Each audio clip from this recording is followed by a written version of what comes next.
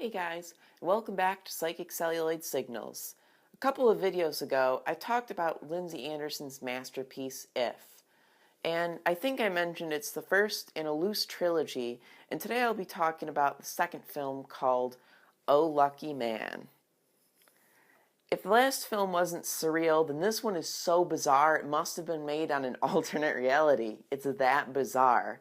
Much like If, the events of the film are not meant to be taken literally, and similarly, this is also allegorical in nature.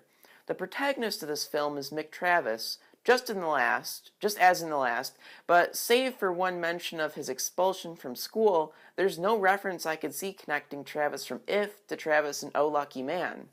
To me, this actually made a lot of sense, as both films aren't meant to be taken at face value, and this film is sort of conceptually a sequel, moving on from the idea of anarchism and rebelling against authority to the subject of the film, capitalism and some of the inherent horrors of it.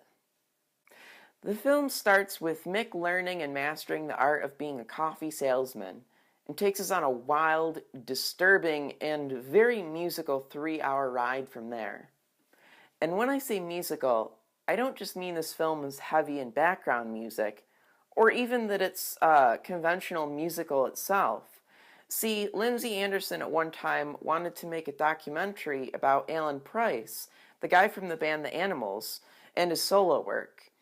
Only problem was the exorbitant fees for licensing to use his music.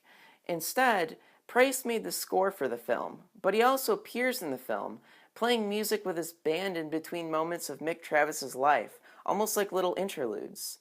Towards the middle of the film, Travis even meets the band and spends the night with them as they make music for the film, and it gets pretty meta there. While we're on the topic of strange occurrences in the film, many of the actors play multiple parts through Mick's journeys across England and Scotland.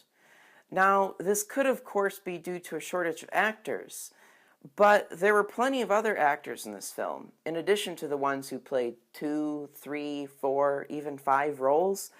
Many of them were also actors who played roles in If. I think Anderson did it to add to his allegory, and I can only hazard a guess and say maybe it has something to do with the fact that we all sort of contribute to each of these roles these people play in our own little way in our capitalist lives. As you can guess from the multiple roles characters play in this film, a lot goes on. Mick gets himself involved in a wide array of crazy shit, and it seems the root cause is that he sold his soul to make it to the top and accrue as much wealth as he can. He's got the best falsely sincere smile a salesman could have, right until the end. The ending is especially bizarre, in a way that almost reminded me of the Holy Mountain, oddly enough. Interestingly, the original concept of this film was imagined by Malcolm McDowell himself. Anderson didn't like exactly how McDowell originally put it together, though, so he hired David Sherwin, the writer of If, to write most of the screenplay.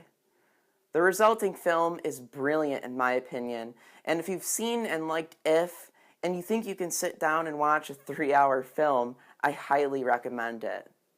Now, I have the final film, Britannia Hospital, and I plan on making a review on this too, so stay tuned for that.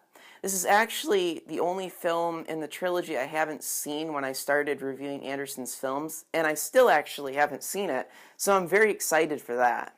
To wrap things up, I'll leave you guys with a quote that was spray painted in a dark alley in the film Oh Lucky Man, which goes, "Revolution is the opium of the intellectuals." I thought it was pretty interesting. Take care, guys.